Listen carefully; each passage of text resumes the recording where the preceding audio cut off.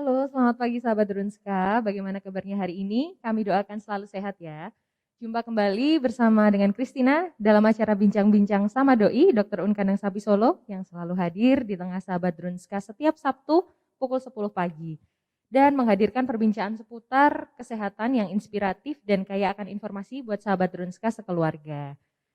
Kali ini disiarkan langsung dari ruang PKRS Rumah Sakit Dr. Unkandang Sapi Solo, tentu saja hanya di Instagram @drunska. Nah, sahabat Drunska, masalah kesehatan jiwa atau mental health issues menjadi salah satu sorotan penting belakangan ini ya. Apalagi pada masa pandemi seperti ini, di mana kita mengalami berbagai macam perubahan dalam waktu yang relatif cepat. Nah, bincang-bincang doi hari ini akan membahas mengenai tips and trick untuk menjaga diri kita tetap sehat secara psikis. Dan saat ini Christina sudah bersama dengan Dr. Debri Septiawan, spesialis kedokteran jiwa, magister kesehatan, dokter spesialis kedokteran jiwa, psikiatri, Rumah Sakit Dr. Unkandang Sapi Solo dan Rumah Sakit Muardi.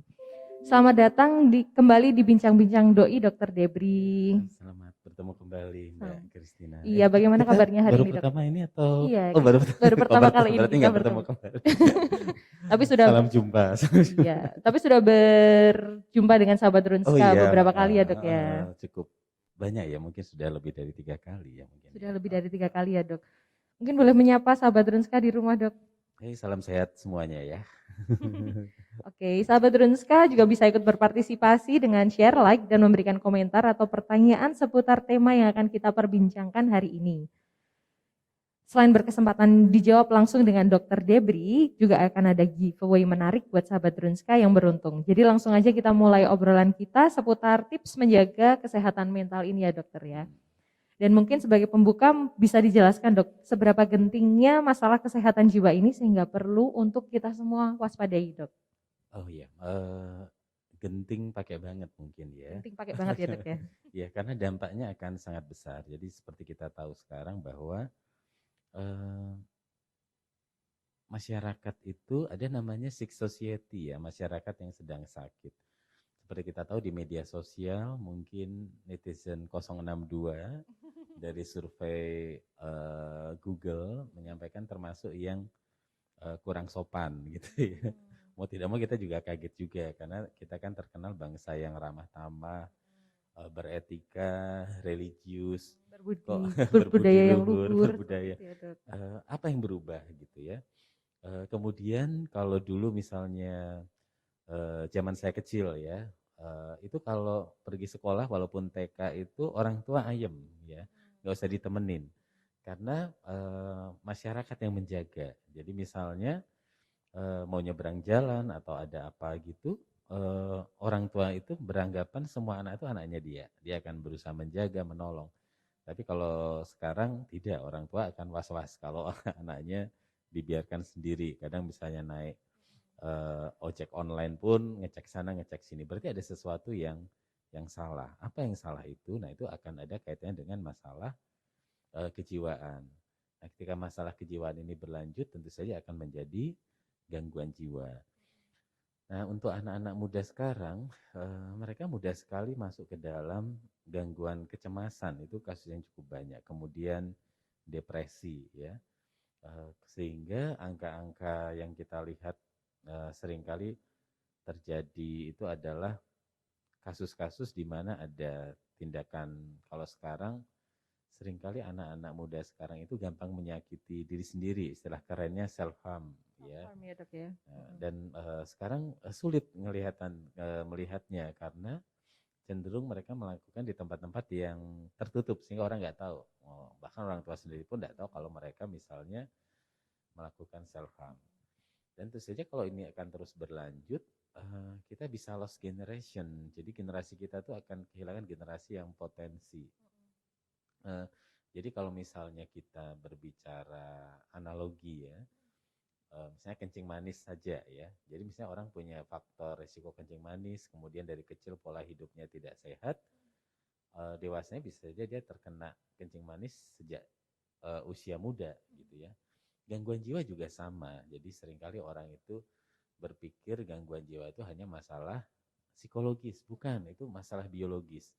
Jadi misalnya saya dari kecil tumbuh kembang di lingkungan yang tidak kondusif, sehingga saya gampang sedih, gampang kecewa, dan sulit untuk bangkit pulih kembali, itu zat kimia di otak yang namanya neurotransmitter itu akan berubah, dan sulit untuk kembali normal. Jadi hampir sama seperti insulin tadi, akhirnya dibantu obat biar kadar gula darahnya normal.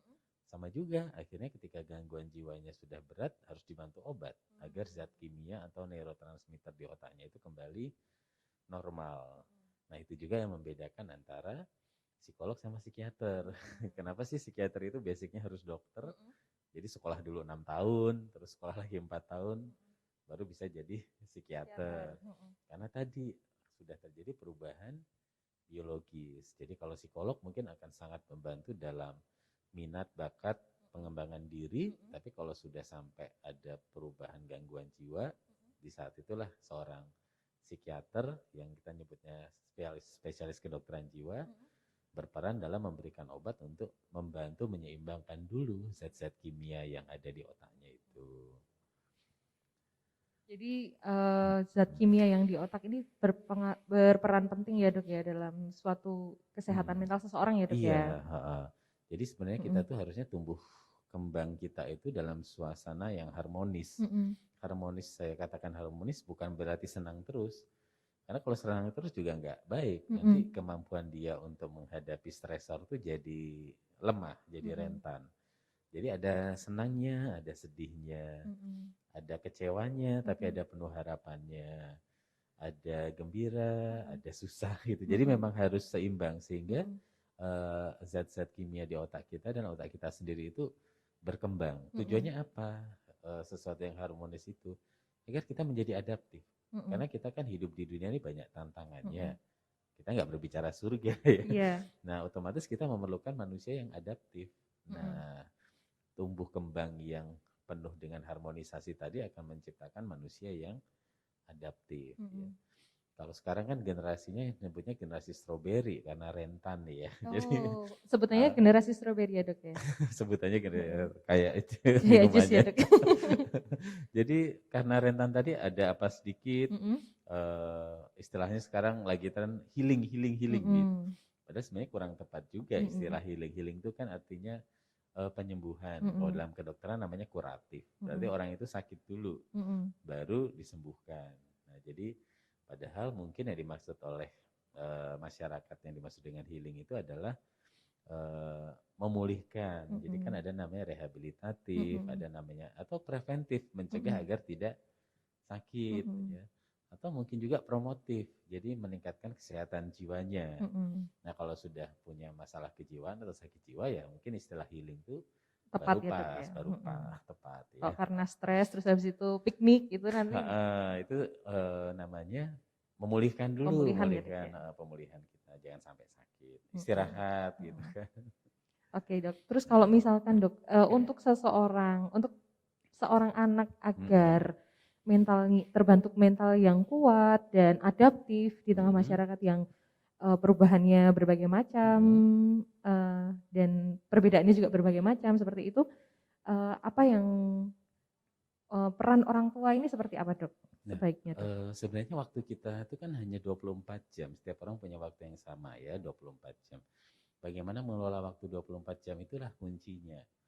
Jadi ketika anak sekolah, pulang sekolah dia mendapatkan informasi apa, itulah yang harus dikontrol oleh orang tua.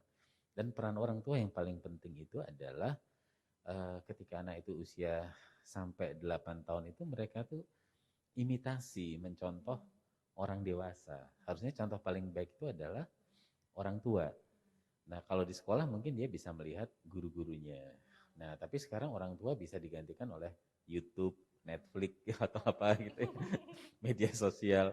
Nah sehingga mereka mencontohnya dari situ, gaya bahasanya gaya bahasa YouTuber seperti itu. Karena orang tua juga mungkin dengan kesibukannya sendiri-sendiri, anak-anak pulang sekolah sibuk dengan gadget, orang tua pulang kerja juga sibuk dengan gadgetnya gitu kan. Nah, akhirnya mereka tidak ada contoh yang baik. Di media sosial mencontoh orang tuanya malah saling ribut, saling menghujat sesama orang tua. Nah, akhirnya itulah yang terjadi, mereka hanya imitasi. Contohnya kalau seperti di Indonesia ya, jadi perokok di Indonesia itu sudah 2 dari 3 cowok itu perokok. Belum lagi dihitung ya cewek, sekarang kita juga banyak melihat cewek perokok. Sebenarnya sama ketika anak itu dilarang orang tuanya untuk ngerokok, tetapi anak itu ngelihat orang tuanya ngerokok, ya mereka akan jadi perokok. Karena mereka akan imitasi tadi, mencontoh gitu. Karena itu peran orang tua jadilah contoh atau teladan yang baik. Mengatakan anak harus bicara itu sopan, lemah lembut. Nah, tapi orang tuanya sendiri kalau ngomong sama anaknya keras, kata-katanya kasar. Ya sudah, nanti anaknya akan menjadi ngomongnya keras dan kata-katanya kasar. Tapi ke orang tuanya bisa aja lembut. Tapi begitu keluar dari rumah ke orang lain menjadi keras dan kasar kata-katanya. Atau di media sosial seperti itu. Karena itu orang tua perannya adalah menjadi teladan yang baik. Itu nggak bisa tergantikan ya. Dari diri sendiri dulu ya Dok ya, pola perilaku dari Orang sebagai orang tuanya, tua dan juga pola interaksi dengan anaknya juga ya anaknya, Dok ya. itulah yang terbaik yang bisa diberikan orang tua. Lalu untuk gangguan jiwa sendiri Dok, apa saja faktor penyebab seseorang bisa terkena dengan gangguan jiwa gitu Dok? Yang pertama faktor risiko ya. Jadi hampir sama seperti orang secara kita faktor risiko itu ada kita sebut faktor genetik tetapi yang herediter. Herediter itu artinya diturunkan. Bisa ya Dok ya? Bisa. Jadi seperti saya membawa gen untuk hipertensi, membawa gen untuk kencing manis. Orang juga membawa gen untuk mudah cemas, mudah khawatir. Orang juga membawa gen untuk mudah depresi. Tetapi hampir sama. Jadi ketika kita membawa gen untuk hipertensi atau kencing manis, ketika kita tumbuh mengelola kehidupan kita sehat, mungkin sampai kita umur panjang nggak akan pernah kena DM atau hipertensi. Sama juga, mungkin secara genetik saya membawa gen untuk mudah cemas, mudah sedih, mudah berpikir negatif. Tetapi karena saya tumbuh kembangnya kondusif tadi, harmonis, sehingga nggak akan pernah muncul gangguan itu. Nah, jadi faktor genetik yang herediter ini tidak akan selalu muncul. Kalau istilah kedokteran itu genotip dan fenotip. Jadi secara gen membawa tetapi tidak pernah muncul gangguannya sebagai fenotip seperti itu. Ada juga faktor genetik yang bukan herediter. Misalnya pola hidup ibunya ketika mengandung itu tidak sehat sehingga secara genetik berubah anaknya gitu ya. Atau ketika sudah lahir dalam tumbuh kembangnya terpapar polusi zat-zat yang sifatnya itu teratogenik. Jadi zat-zat yang bisa mengubah genetik itu bisa gitu. Nah, karena itu juga sama. Secara genetik saya tidak punya gen untuk kencing manis, tapi bisa aja karena pola hidup saya yang ngawur, makan yang ngawur, akhirnya saya kena kencing manis. Sama aja. Orang yang secara genetik herediternya tidak ada keturunan gangguan jiwa, tetapi tumbuh kembangnya tidak harmonis, terpapar hal-hal yang bisa menyebabkan gangguan jiwa, akhirnya terjadi gangguan jiwa. Jadi ada faktor resiko, kemudian faktor pemicu. Tadi ketika kita nggak menjaga, bisa aja terpicu menjadi gangguan jiwa. Kemudian ada juga namanya faktor yang mempertahankan gangguan jiwa itu. Misalnya lingkungan yang toksik. Jadi sudahlah kita secara herediter ada kerentanan untuk gangguan jiwa, terpicu untuk muncul gangguan jiwa, lingkungan juga tidak mendukung untuk sembuh. Nah, akhirnya gangguan jiwanya menjadi sulit sembuh. Nah, jadi sebenarnya masalah ini adalah masalah yang membutuhkan penanganan holistik. Bukan hanya psikiater atau psikolog, tetapi masyarakat, keluarga itu juga berperan dalam mencegah gangguan jiwa atau mengobati gangguan jiwa. Jadi butuh support dari berbagai macam ini ya Dok ya. Baik dari mungkin kalau sudah perlu ke dokter harus didukung juga dari dokter, tapi juga lingkungan sekitarnya juga berperan penting dengan kesehatan mental seseorang ya Dok ya. Iya, nah itu bagus itu. Jadi kita harus tahu kapan ke dokter, ke psikiater atau psikolog gitu ya. Mungkin beberapa orang masih bingung dok antara psikolog dan psikiater. Ini kapan seseorang sebaiknya ke psikolog atau kapan seseorang ke psikiater ketika mengalami gangguan kejiwaan tertentu dok? Oh iya, kalau gangguan jiwanya itu ringan, jadi sebenarnya untuk kita sederhanakan, dalam kehidupan kita tuh kita ada 4 fungsi ya, dari dalam 24 jam itu yang pertama tugas pekerjaan. Kalau anak mungkin sekolah, begitu pulang melakukan pekerjaan tugas yang ditugaskan orang tuanya. Kalau orang tua mungkin tugasnya bekerja, mencari nafkah, kemudian ngurusin keluarga. Nah setelah tugas pekerjaan ada namanya relasi, hubungan orang tua anak, hubungan teman dengan teman, hubungan antar saudara, hubungan dengan teman kerja. Kemudian ada fungsi merawat diri, menjaga agar saya tidak sakit, pola hidup yang sehat seperti apa, olahraga, tidur yang cukup. Kemudian ada waktu luang. Waktu luang kita isi dengan hobi, hal yang menyenangkan. Tadi kalau istilah masyarakat melakukan healing, walaupun mungkin kurang tepat kalau nggak sakit. Nah ketika 4 hal ini fungsinya mulai terganggu dan menunjukkan gangguan tidak bisa melakukannya, itu sudah berat. Nah kalau sudah berat itu berarti harus ke psikiater.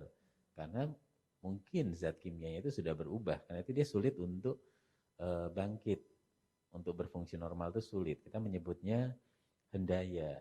Jadi sudah ada hambatan dalam melakukan 4 fungsi tadi. Nah itu harus ke psikiater. Tetapi kalau dia masih bisa mengendalikan, tetapi masih tidak nyaman, contohnya masih bisa kerja, tetapi dia mengatakan nggak optimal. Kemudian teman-temannya juga mengatakan kerjaannya nggak seperti biasanya. Biasanya kalau kerja tuh hasil kerjaannya itu nilainya 9 atau 8, sekarang paling 7, 6, ada sesuatu. Nah itu bisa ke psikolog karena masih ringan. Kalau sedang itu sudah terjadi hendaya yang cukup bermakna. Kalau berat tadi dia sampai tidak bisa melakukan pekerjaannya, mungkin sampai nggak masuk kerja. Nah kalau sedang itu teman-teman sudah mulai membackup, karena kalau dia ngerjakan sendiri hasilnya tidak begitu baik. Nah itu juga sudah harus ke psikiater. Kenapa ke psikiater? Karena ketika dia sudah sulit untuk bangkit atau move on, ketika diajak diskusi itu juga dia akan kesulitan untuk memahami diskusi, untuk menangkap hasil diskusi dan menerapkan dalam kehidupannya, itu akan sulit. Nah disitulah peran dari obat itu akan sangat membantu untuk membantu dia bisa untuk menerapkan dulu hasil diskusi kita tentang pola-pola yang harus dikerjakan. Nanti kalau sudah mampu ya obat akhirnya akan ditarik. Jadi jangan ragu untuk ke psikiater atau psikolog ya. Intinya kalau sudah aktivitas kita sudah terganggu dengan diri kita sendiri ya dok ya, dengan apa yang kita pikirkan seperti itu ya dok ya. Dan apa namanya, ketika kita sudah sulit untuk fokus terhadap sesuatu itu juga harus konsultasi dengan ahlinya ya dok berarti ya dok ya. Ya, tapi mungkin takut juga ya ke psikolog, psikiater gitu nanti dicap gangguan jiwa. Iya betul dok. Padahal sebenarnya harus disadari itu hanya stigma. Stigma itu artinya sesuatu cap ya atau stempel yang sebenarnya tidak benar. Jadi seorang psikolog atau psikiater itu sebenarnya sederhana. Jadi orang itu kan orang yang kita harapkan itu adalah hidupnya itu bahagia. Bahagia itu bukan berarti senang terus ya, tetapi dia bisa beradaptasi sehingga ketika sedih bisa kembali menghibur dirinya, tahu caranya membuat dirinya kembali bahagia. Ketika kecewa, gimana menjadi optimis lagi, penuh harapan lagi. Nah, karena itu ada temannya untuk bahagia itu, yaitu mandiri. Jadi kebahagiaannya itu tidak bergantung kepada situasi atau orang lain. Dia bisa mandiri untuk menjaga kebahagiaannya dia. Nah, karena itu ada temannya lagi, yaitu matang. Nah, kepribadian orang itu harus cukup matang. Kalau orang hanya sekedar pintar saja, itu artinya belum disertai kematangan. Tapi kalau disertai kematangan, kita menyebutnya orang yang bijak atau bijaksana. Tentu kita pernah ketemu orang yang pintar tapi nggak bijaksana, karena tadi belum matang. Jadi sebenarnya targetnya itu saja. Matang, kemudian mandiri dan bahagia. Ketika merasa 3 hal itu tidak tercapai, nah itu indikator untuk ke psikolog atau ke psikiater, seperti itu. Matang, mandiri, dan bahagia ya dok ya. Karena bahagia itu tidak tergantung situasi Tidak atau tergantung oleh situasi atau dan orang-orang kondisi, lain. tetapi datang dari diri kita sendiri ya Dok Sendiri. ya. Kita yang bisa menciptakan kebahagiaan diri kita Iya sendiri ya Dok ya. benar. Quotes yang sangat indah. Lalu untuk gangguan jiwa sendiri ini tadi Dok, kalau saran dari dokter bagaimana untuk seseorang yang mengalami gangguan kejiwaan yang perlu bertemu dengan psikiater atau psikolog namun takut periksa karena stigma negatif dari masyarakat gitu Dok. Kalau saran dari dokter gimana Dok? Jadi sebenarnya kita juga berjuang dengan stigma itu ya, bahwa gangguan jiwa itu bukan hanya gangguan jiwa berat atau kita nyebutnya skizofrenia atau kalau masyarakat nyebutnya orang gila gitu ya. Sebenarnya itu juga istilah yang tidak tepat gitu ya. Mulai dari gangguan konsentrasi, bingung dengan dirinya, bingung dengan minat dan bakatnya, tilikan diri atau kesadaran diri yang tidak begitu bagus. Nah itu sebenarnya juga bagian dari psikolog atau psikiater untuk dapat membantu gitu ya. Jadi seringkali kita berhadapan orang dengan tilikan diri atau insight yang tidak begitu bagus. Misalnya tahu punya faktor resiko kencing manis tapi pola hidupnya ngawur, begitu dinasihati, hidup hanya sekali ngapain dibikin repot. Nanti begitu sakit baru nangis, sedih, depresi gitu. Nah itu termasuk sebenarnya perlu dikonsultasikan hal seperti itu. Nah seringkali yang kita hadapi di dunia sekarang kendalanya adalah seperti itu ya. Jadi ketika kita memberikan suatu nasihat yang baik selalu jawab, di istilah kita dalam psikologi itu rasionalisasi, jadi mencari logika yang sebenarnya kurang tepat gitu ya. Tapi sebenarnya untuk cara berpikir yang menghindari rasionalisasi itu mudah. Jadi ada 5 hal ketika kita melihat suatu permasalahan. Datanya seperti apa, logikanya apa, yang benar dan tepat seperti apa, terus bermanfaat apa enggak gitu. Nah ketika kita tadi, hidup cuma sekali dipakai senang-senang. Nah ketika akhirnya kamu sakit, bermanfaat enggak pola pikir seperti itu. Datanya kita harus punya pola hidup yang sehat atau pola hidup yang ngawur. Datanya harus pola hidup sehat, ya kan? Logikanya kita berarti harus polanya bagaimana? Yang ngikuti pola yang berdasarkan data tadi. Nah, yang benar itu apa? Yang benar adalah mengikuti pola hidup sehat. Nah, itu tepat kalau kita kerjakan dan akan bermanfaat. Sebenarnya itu saja sih untuk menghindari kita rasionalisasi jawab terhadap diri sendiri gitu ya. Self talk tapi mencari alasan, istilahnya excuse, mencari mencari peluang untuk membenarkan diri ya. Untuk sesuatu yang belum tentu Untuk benar ya Dok bermanfaat, ya, belum tentu belum tentu benar, belum tentu bermanfaat. bermanfaat. Iya, manfaat itu ya Dok yang penting ya Dok ya. Iya. Kalau dari segi gender atau usia Dok, apa ada yang ini siapa yang paling lebih rentan terkena gangguan jiwa Dok? Kalau dari segi gender dan usia Dok? Semuanya rentan ya. Nah, Mhm. dan harus hati-hati dengan kerentanan ini ketika nanti dia terkena masalah akan menjadi faktor mudah terpicu di tahapan usia selanjutnya. Jadi contohnya begini.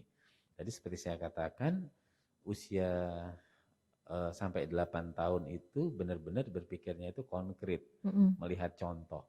Ketika dia melihat contoh-contoh yang tidak baik, lingkungan yang tidak baik, orang tua yang tidak baik, akhirnya di atas 8 tahun dia menjadi bisa saja anak yang pembangkang. Kenapa? Tidak mendapat contoh yang baik, gitu ya. Kemudian nanti usia 8 sampai 12 dia mulai belajar abstraksi. Jadi bedanya seperti ini, ketika sampai usia 8 tahun itu kalau dia ngomong kamu harus baik hati, dia akan susah memahami baik hati itu seperti apa. Tetapi kalau misalnya kita memberi contoh, ada temannya nggak punya makanan, kita punya, dibagi separuh-separuh, itu namanya baik hati. Nanti sampai usia 12 tahun sudah mulai bisa abstraksi. Oh yang namanya baik hati itu seperti ini, yang namanya sabar itu seperti ini. Nanti 12 sampai 18 dia belajar membentuk jati dirinya. Saya ini siapa sih? Kelebihan saya apa, kekurangan saya apa, kelemahan saya apa, dan bisa menerima dirinya. Nah kalau ada masalah di situ kan berarti akan dia bawa. Gitu. Ada masalah dalam berpikir konkret, ada masalah dalam berpikir abstrak, dalam masalah mencari saya ini siapa, pasti akan terbawa sampai dewasa. Dan ketika orang dewasa bermasalah, berumah tangga, akan menghasilkan anak-anak yang bermasalah juga. Nah, jadi semuanya akan faktor kerentanan ini harus kita antisipasi. Nah seringkali usia 18 masih bingung dengan jati dirinya. Sehingga 18 sampai 30 di mana dia harusnya sudah menetapkan saya menjadi orang yang bagaimana, dan 30 tahun ke atas itu sudah mantep arah hidupnya, masih jadi kacau, masih galau. Dan itu dikacaukan juga dengan media sosial. Banyak sekali memilih tidak mau melanjutkan sekolah alasannya mau jadi YouTuber. Karena ngelihat YouTuber penghasilannya besar. Ketika akhirnya ternyata kontennya nggak ada yang nengok, penghasilannya sedikit, akhirnya mulai melakukan hal-hal yang tidak baik gitu. Nah ini yang harus kita pahamkan semua, menjadi konten YouTuber itu nggak mudah loh, perlu kreativitas tadi. Usia 12 sampai 18 minat, bakatnya, kemudian kelebihan, kekurangannya. Nah, itu perlu berkonsultasi mungkin dengan psikolog untuk saya itu minat bakat saya itu di mana sih? Saya bisa mengembangkan diri saya itu kemana sih? Nanti merasa mampu jadi YouTuber ternyata bukan.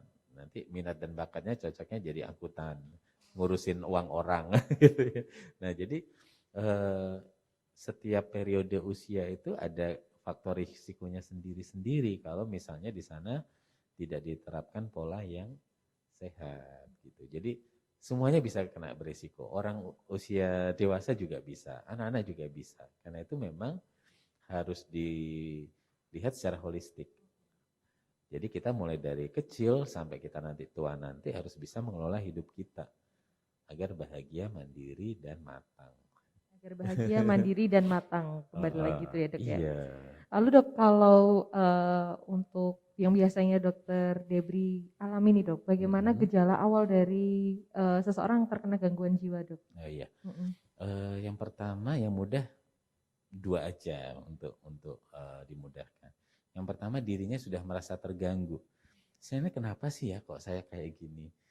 Saya kok jadi sulit belajar? Saya kok perasaan saya jadi sensitif? Saya kok susah ngatur pola tidur saya. Jadi dia sudah merasa ada yang salah dengan dirinya. Nah itu biasanya kemudian dia datang ke psikolog atau psikiater. Itu yang pertama. Yang kedua, orang yang melihat dan mengajak dia gitu, atau menasihati dia untuk ke psikolog atau psikiater. Jadi orang-orang yang care dengan dia, yang peduli sama dia, kamu kok berubah sekarang? Apa iya? Iya, dulu kamu tuh kalau kita jalan nonton bioskop tuh ceria, banyak omong. Sekarang kamu dari film mulai pulang terus kita makan, kamu banyak diamnya. Ada apa gitu. Kalau kamu nggak bisa cerita ke kita ya kau cobalah ke psikolog atau psikiater.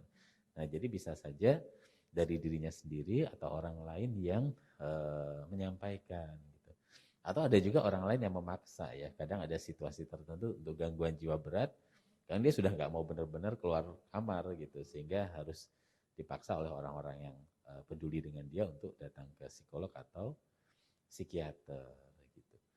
Baik dok. Lalu untuk pertolongan awal yang tepat jika misalkan teman kita atau seseorang yang dekat dengan kita ini terkena dengan ada gangguan jiwa seperti itu atau ada perubahan perilaku seperti itu, apa yang harus kita lakukan dok? Dan pertolongan awal yang tepat untuk bagi dia itu seperti apa dok?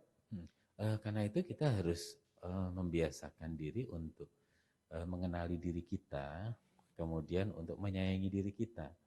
Karena orang yang tidak mengenali dirinya dan tidak menyayangi dirinya, biasanya akan terlambat untuk mendapatkan pertolongan. Nah, jadi misalnya dia sudah ada kesulitan dalam belajar, dia sudah ada kesulitan dalam pola tidur, sudah ada perubahan pola makan, tapi dia udah biarin aja gitu kan. Atau berat badannya sudah turun dalam sebulan lebih dari 4 kilo, prestasi belajarnya sudah turun banyak. Nah, begitu mau ditolong sudah agak terlambat, sudah cukup sulit untuk dan butuh waktu untuk mengembalikan. Atau orang-orang di sekitarnya kurang care ya. Karena itu kita bolak-balik mengatakan harus punya kepedulian sosial kepada teman kita, kepada rekan kerja, kepada adik kita, kakak, anak-anak kita gitu ya. Tadi kalau pertama dimulai dari diri sendiri dulu. Setelah itu peduli kepada orang lain gitu ya. Dan itu ternyata tidak mudah ya untuk misalnya ditanya caranya menyayangi diri sendiri seperti apa. Seringkali orang bingung, apa ya cara saya menyayangi diri saya gitu kan. Terus jawab makan enak gitu. Kalau makannya kebanyakan terus jadi sindrom metabolik, jadi kegemukan gimana? Oh iya ya, berarti saya juga kurang menyayangi diri sendiri kayak gitu ya. Nah makanya, jadi konsep menyayangi diri sendiri itu juga harus dipahami, itu suatu konsep yang holistik ya, dan juga harus dipelajari. Mungkin kembali lagi ke manfaat yang kita lakukan juga ya dok ya. Kalau itu Iya membuat benar. kita lebih menyayangi diri sendiri, Mm-mm. berarti itu adalah Mm-mm. self love ya dok ya. Tapi dilihat Heeh. juga dengan manfaat Mm-mm. keberlanjutannya ya dok. Iya, Apakah ini heeh. nanti benar-benar bermanfaat untuk diri kita sendiri atau Heeh. tidak gitu ya dok ya. Jangan-jangan sebenarnya juga nyakiti diri sendiri. Kalau kita Mm-mm. biarin aja saya sakit, biarin aja saya gini. Jadi sebenarnya juga akhirnya tujuannya menyakiti diri Iya sendiri kan. menyakiti ya dok, bukan Self harm menyayangi tadi. ya dok. Tapi bukan dengan menyayat atau melukai Mm-mm. diri, tapi dengan perilaku yang bisa membuat dia tidak sehat. Ya kan? Dan membuat sedih diri sendiri juga Diri ya dok juga. ya. Dan ini terpantau sudah ada banyak pertanyaan yang masuk dari sahabat Drunska dokter. Kita bacakan satu Oh persatu iya ya dok baik. ya. Pertanyaan yang sudah masuk ini dari Tabita Novia. Jika kita mudah merasa sedih dan menangis itu apa yang perlu kita lakukan dok? Oh iya, ini dilihat dulu before sama afternya. Jadi kalau kita memang orangnya, kan kita ada karakter kepribadian. Ada orang itu memang emosionalnya itu tidak stabil, jadi sulit mengendalikan emosi. Jadi nonton drakor yang nyedihkan, teman-temannya asik nonton, dia sudah harus sedia sekotak tisu. Kalau dimarahin atasan, kalau teman-teman lain keluar dari ruangan atasannya biasa aja, terus bisa makan enak gitu ya. Dia begitu keluar dari ruang atasan harus ke kamar mandi nangis dulu. Nah, tetapi yang membedakan apa? Kalau misalnya itu adalah karakter dan dia tetap bisa 4 fungsinya tadi, fungsi tugas pekerjaan, fungsi relasi, merawat diri, sama fungsi waktu luangnya tetap berjalan dengan baik, it's okay gitu okay, kan, ya terima aja. Aku ini memang empatinya orangnya, lebih gede gitu ya dok ya. orangnya memang perasa, tapi tadi kuncinya bisa mengendalikan. Tidak Karena, kehilangan diri sendiri ya dok ya.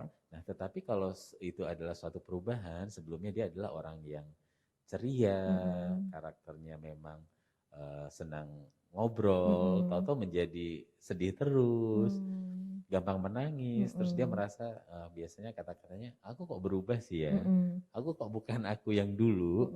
Nah itu harus konsultasi, mungkin itu adalah gejala dan tanda depresi. Jadi 3 gejala utama untuk mengarah ke depresi itu adalah perasaan sedih yang tidak wajar. Jadi perasaan sedih yang tidak ada alasannya, atau ada alasannya untuk sedih tetapi terlalu lebay, kita sulit mengendalikan perasaan sedih tersebut. Atau kita merasa sedih karena ada faktor pencetusnya, tetapi nggak hilang-hilang sedihnya. Biasanya dalam sehari 2 hari sudah bisa move on, ini kok 2 minggu kok sedih terus. Nah itu adalah tanda-tanda mengarah ke depresi. Atau anhedonia itu kita tidak bisa menikmati lagi kehidupan kita. Dulu kerja seneng, sekarang kerja kok mau berangkat kerja kok males banget, rasanya nggak menyenangkan lagi. Hobi kita, waktu luang kita yang kita isi dengan hal yang menyenangkan menjadi tidak menyenangkan lagi. Nah hati-hati, itu adalah tanda depresi. Kita nggak bisa menghibur diri kita sendiri, jadi bingung. Saya ngapa-ngapain kok rasanya nggak seneng ya.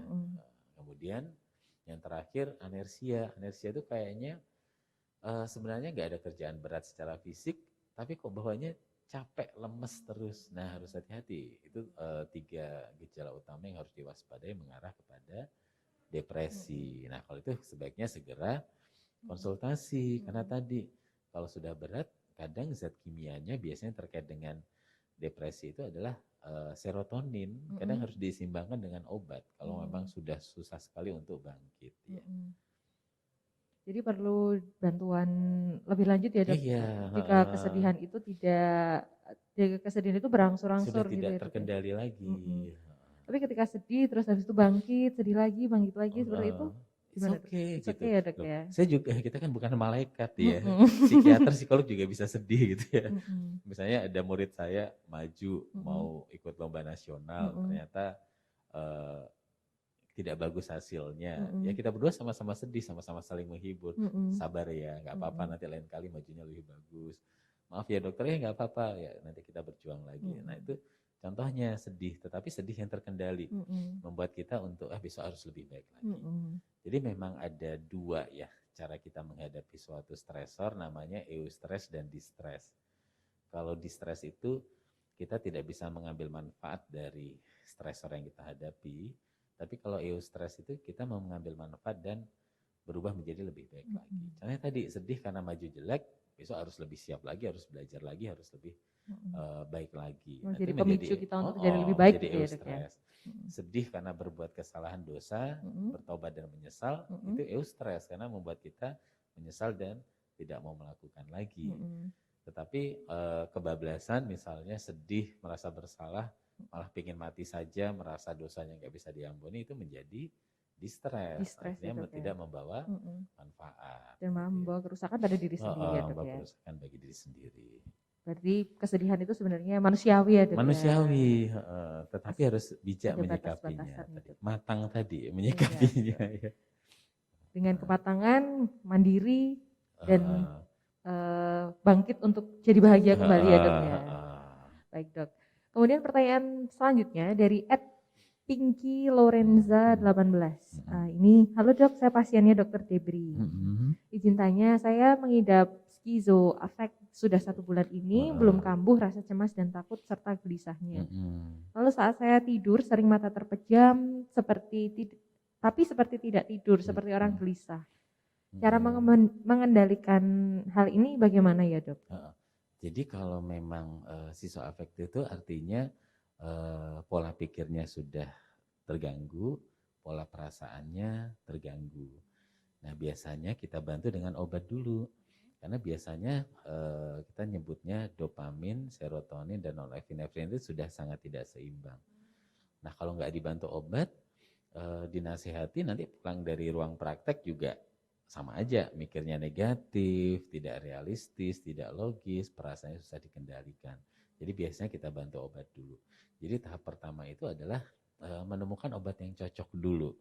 Obat yang cocok biasanya targetnya dalam 2 minggu itu bisa antara 50-75% perbaikannya. Nanti kalau sudah 50-75% perbaikannya bisa kita ikuti dengan psikoterapi. Psikoterapi apa yang cocok? Kalau di awal-awal biasanya suportif dulu. Nanti ketika sudah 75-100% kita lakukan psikoterapi yang bisa merubah benar pola pikirnya, pola merasanya, terus pola perilakunya sehingga lebih sehat lagi. Nah, jadi kalau untuk saat ini kalau memang berpikirnya belum bisa dikendalikan dengan baik, perasaannya masih sulit dikendalikan, tugas kita bersama adalah menemukan obat yang cocok untuk mengembalikan kondisinya dulu. Karena kalau nggak dibantu obat nanti frustasi. Saya pinginnya berpikirnya tuh netral, nggak negatif, tapi kok susah. Akhirnya malah jadi tambah sedih. Saya tuh pengennya perasaan saya tuh nggak sensitif, tapi sekarang kok lebay banget.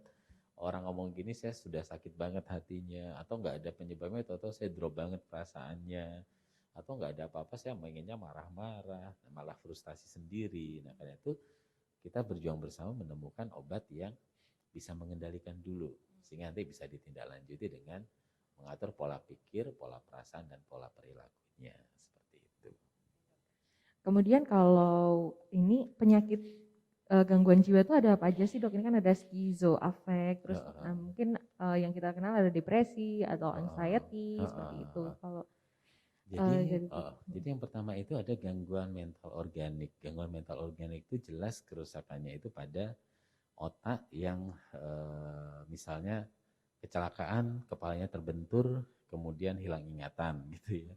Atau kena stroke sehingga otaknya rusak, itu gangguan mental organik.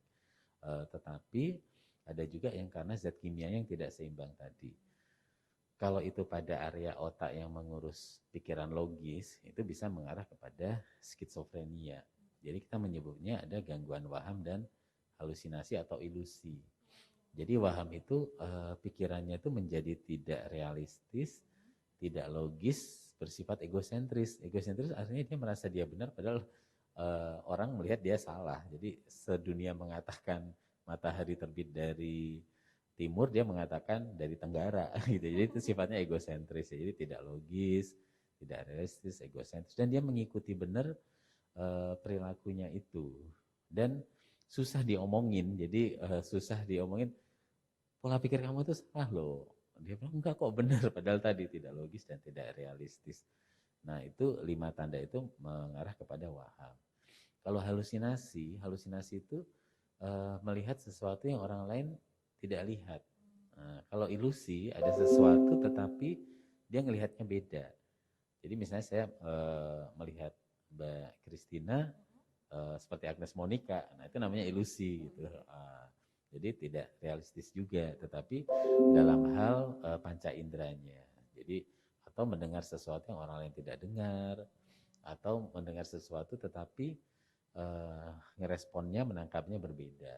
Jadi ada bakso lewat, manggilnya bakso, bakso, saya mendengarnya diberi, kok dia manggilin saya, padahal dia manggilnya bakso, itu ilusi. Nah itu kita menyebutnya gangguan psikotik, jadi gangguan jiwa yang berat, yaitu ada gejala-gejala psikotiknya, waham, halusinasi, atau ilusi. Nah setelah itu ada gangguan alam perasaan. Nah itu ada depresi, ada bipolar. Bipolar itu ada manik, yaitu kesenangan yang berlebihan yang tidak logis, tidak realistis, atau amarah yang berlebihan gitu. Jadi alam perasaan.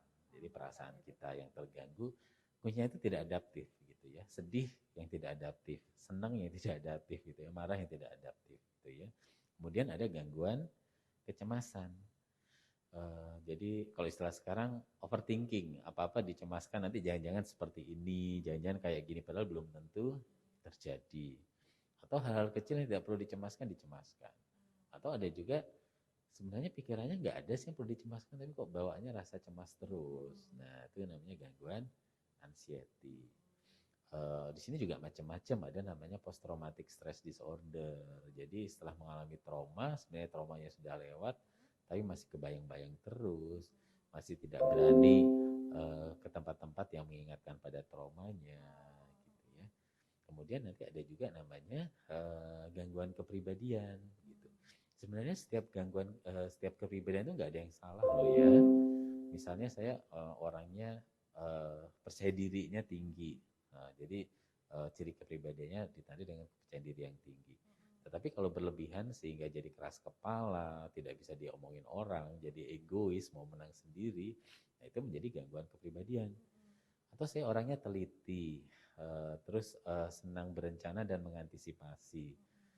Itu bagus, tetapi kalau akhirnya jadi mau ngapa-ngapain takut ya, apa-apa jadi terlalu detail, malah tidak bisa dijalankan, itu menjadi gangguan kepribadian juga. Nah sebenarnya tidak ada kepribadian yang paling baik. Sebenarnya itu saling melengkapi, karena itu kita harus hidup bersama, saling melengkapi satu sama lain. Nah tetapi kalau sudah masuk kepada gangguan kepribadian dan mengganggu dirinya, orang lain, mengganggu sistem, nah itu harus dibantu. Nah itu secara garis besar, sebenarnya kalau detailnya ada hampir 100 macam masalah kejiwaan atau gangguan jiwa, tapi gambaran besarnya seperti itu. Baik dok, terus untuk mungkin yang kalangan remaja nih dok, banyak di antara usia 20 tahunan ke atas itu sedang tren nih dok, namanya self diagnose gitu dok. Kayak aku merasa seperti ini, kayaknya aku anxiety deh, atau aku merasa kayak gini, kayaknya aku udah depresi deh. Kayak gitu, bagaimana cara menanganinya dok? Mungkin saya nggak menyebutnya self diagnose ya. Jadi berusaha untuk memahami diri ya. Karena nanti kalau diagnosisnya salah, salah juga. Jadi misalnya begini, memahami diri, saya kok kayaknya bipolar ya. Terus googling tentang bipolar itu boleh dalam memahami dirinya.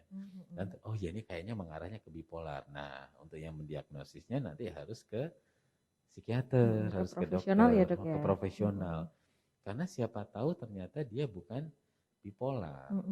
Ternyata ada masalah pada misalnya tiroidnya gitu, sehingga dia gampang moodnya berubah-ubah. Ternyata nanti habis ke psikiater bilang, kamu ke dokter penyakit dalam ya, loh kenapa? Lah perasaan kamu tuh galau tuh karena tiroid kamu tuh fungsinya nggak bagus gitu. Begitu tiroidnya diobati sama dokter spesialis penyakit dalam, iya mood saya jadi enakan gitu. Nah makanya itu harus hati-hati gitu ya. Atau bisa juga misalnya sekarang karena pola hidup dan polusi yang meningkat, stresor juga meningkat, seringkali ada namanya autoimmune disease. Itu gejalanya bisa juga mirip-mirip gangguan gangguan jiwa. Mm-mm. Tapi ketika kita perhatikan ini kok gangguan jiwanya itu gejalanya itu kok nggak spesifik, Mm-mm. kok gejalanya itu tidak mengikuti pola yang wajar. Kemudian kita konsulkan ke bagian penyakit dalam Mm-mm. yang mengurus autoimun. Oh iya nih autoimunnya kebetulan menyerangnya area otak. Nah karena itu yang muncul Mm-mm. adalah perubahan emosi yang sulit dikendalikan. Begitu Mm-mm. dikasih obat sama bagian penyakit dalam juga baik-baik saja. Mm-mm. Atau ada juga namanya itu kejang. Kejang itu tidak harus epilepsi. Nah kejang itu ada namanya sebelum kejang, waktu kejang, dan setelah kejang. Mm-mm. Itu gejalanya beda-beda. Nah bisa aja wujudnya itu adalah perubahan alam perasaan. Orang kan berpikir kejang itu kan kelejotan ya, padahal enggak. Bangkitan-bangkitan kejang itu bisa juga wujudnya adalah emosi yang tidak terkendali, emosi yang meledak, impulsif. Ternyata begitu kita ikuti polanya, setelah diperiksa oleh psikiater, kamu ke dokter saraf dulu ya. Kok polanya bukan pola bipolar atau pola gangguan jiwa emosional tidak stabil, coba deh ke bagian saraf. Ternyata di bagian saraf, oh ini bagian dari epilepsi, tapi bentuk kejangnya atau bentuk bangkitannya bukan kelejotan, tetapi ternyata perubahan emosional yang tidak terkendali. Nah itu harus bisa dipahami. Jadi jangan self diagnosis, googling boleh, tetapi untuk memahami ada sesuatu yang salah dengan diri saya. Kalau ternyata benar kayak ada sesuatu yang salah, nah datanglah ke Profesional profesional, ya dok jangan ya. self diagnosis ya. Karena butuh basic knowledge atau dasar pengetahuan yang cukup luas untuk menentukan masalahnya. Dan dokter pun kadang tidak hanya satu kali periksa, perlu pemeriksaan penunjang, CT scan, MRI, pemeriksaan laboratorium untuk memastikan. Karena harus menyingkirkan dulu penyebab-penyebab penyakitnya dulu, seperti tadi saya terangkan di depan, agar benar-benar yakin ini masalahnya hanya pada zat kimia di otak tadi. Hormon-hormon juga ya dok ya. Hormon-hormon juga. Baik Oh dok. iya, hormon jadi ingat juga, Mm-mm. seringkali pada wanita ya, ada kiste yang bisa menyebabkan perubahan hormonal dan menyebabkan perubahan mood. Itu juga bisa. Jadi kadang sudah ke psikiater, kok psikiaternya nyuruh saya ke dokter obstin atau ke dokter kandungan. Karena mungkin kita curiga nih jangan-jangan bukan bipolar, tetapi perubahan alam perasaannya ini karena faktor hormonal tadi. Untuk Mbak Christina mengingatkan, hormon juga bisa. Nah jadi akhirnya, nah kamu ke dokter kandungan dulu. Terus dokter kandungannya bilang, oh iya ini karena faktor hormonal tadi, karena ada kista di kandungannya atau di ovariumnya. Begitu diobati, hormonnya stabil, moodnya jadi bagus gitu kan. Jadi hati-hati dengan self diagnosis ya. Apalagi kalau waktu PMS gitu ya dok ya, kadang Oh. bikin cemas yang luar biasa di hari itu saja seperti itu ya dok mungkin ya. Iya. Itu juga salah satu faktor pendukung ya dok ya. Tapi kalau PMS Mm-mm. ada namanya faktor delalah ya. Mm-mm. 1 dari 10 wanita tuh memang punya problem dengan menstruasi ya. Mm-mm. Baik sebelum, pada saat ataupun sesudah menstruasi, dan bentuknya macam-macam. Bisa bentuk fisik, jadi badannya pegel-pegel, Mm-mm. perutnya kram, tapi bisa juga secara psikologis. Tadi faktor hormonal menyebabkan jadi gampang khawatir, Mm-mm. gampang cemas atau gampang marah, atau jadi gampang kecewa, atau malah jadi malas ngapa-ngapain ya. Nah tetapi harus bisa dipahami kalau itu adalah bagian dari siklus menstruasi karena hormonal, manusia itu punya namanya hak otonomi. Hak otonomi itu artinya bisa ngambil keputusan. Saya mau ngikutin hormon saya, atau saya mau membahagiakan diri saya, nggak harus dipengaruhi hormon saya untuk bahagia gitu. Nah karena itu kita harus ngambil keputusan. Nah hak otonomi itu juga lah yang menyebabkan manusia itu bisa dituntut tanggung jawabnya, baik oleh sesama manusia maupun oleh penciptanya gitu ya. Luar biasa sekali ya dok ya. Kemudian dok, ini pertanyaan lagi dari sahabat Drunska yang sudah bergabung dari _anugrah.adi. Dok, bagaimana tips menjaga kesehatan mental untuk anak yang berkebutuhan khusus atau ABK di lingkungan sosialnya dok? Wah, ini pertanyaan bagus. Sifatnya individual jawabannya. Karena anak berkebutuhan khusus misalnya sama-sama retardasi mental, sama-sama autis, sama-sama ADHD. Mereka juga punya karakter kepribadian bawaan gitu. Terus mereka juga punya intelijensi yang berbeda-beda. Mereka juga punya karakter orang tua dan lingkungan yang berbeda. Karena itu biasanya cara membantunya ya spesifik untuk individu ini. Gitu. Apakah dia anak tunggal, apakah berapa bersaudara, usianya terpaut berapa tahun, uh, sosial ekonomi dari keluarganya seperti apa. Nah itu bahkan dalam hal pola makan aja itu terkadang bisa berbeda. Ada anak ADHD yang sensitif dengan gula, ada anak ADHD yang sensitif dengan gandum, ada anak ADHD yang sensitif dengan susu gitu kan. Nah jadi sifatnya individual. Nah kalau pengen membantu, misalnya kita seorang guru, murid kita ada yang berkebutuhan khusus. Nah membantunya tadi holistik, kenali. Jadi bagian dari kehidupannya dia, orang tuanya seperti apa, dia dalam pola makannya ada yang sesuatu yang khusus apa enggak. Nah karena itu caranya adalah terlibat dalam kehidupannya dia kalau pengen membantu, sehingga kita nggak salah. Nanti maksudnya baik, anak biasanya senang coklat, kita belikan coklat, ternyata malah bikin kambuh gitu kan. Nah jadi yang paling bagus itu adalah terlibat dalam kehidupannya dia, menjadi bagian dari kehidupannya dia sehingga kita kenal. Sehingga kita membantunya itu bisa spesifik ya. Jadi nggak salah membantu. Oh ternyata dia sensitif kalau misalnya kita ngomongnya lembut. Kenapa? Karena dia ternyata pendengarannya itu agak nggak begitu bagus. Sehingga dia frustasi kalau ada orang ngomong lembut dia malah nggak bisa dengar. Kita ngomongnya tegas dengan volume besar itu malah dia seneng gitu kan. Ada anak yang seperti itu. Nah jadi memang harus spesifik untuk tiap individu ya. Jadi kalau ingin membantu, terlibat dulu dalam kehidupannya dia, jadi bagian dari kehidupannya dia, gitu ya. Luar biasa sekali dok. Lalu pertanyaan selanjutnya dari @neng.2105, dok bagaimana tips mengatasi baby blues atau postpartum depression pasca melahirkan dok? Jadi harus dipastikan dulu kalau baby blues itu memang biasanya ada faktor hormonal. Jadi pada beberapa orang itu memang sensitif kayak PMS tadi ya. Jadi sebenarnya faktor hormon itu yang berperan itu adalah estrogen. Jadi estrogen itu faktor protektif bagi wanita untuk menjaga moodnya. Nah pada beberapa wanita ketika estrogennya itu tidak seimbang, mudah banget jatuh kepada depresi. Harus dibedakan dengan faktor sosial ekonomi. Jadi misalnya, iya sih lahirannya ditanggung BPJS, tetapi begitu sampai di rumah nggak kuat beli susu, ASINya nggak keluar, nah terus jadi depresi ya bukan baby blues ya, ya harusnya mencari pertolongan yang bisa membantu secara ekonomi.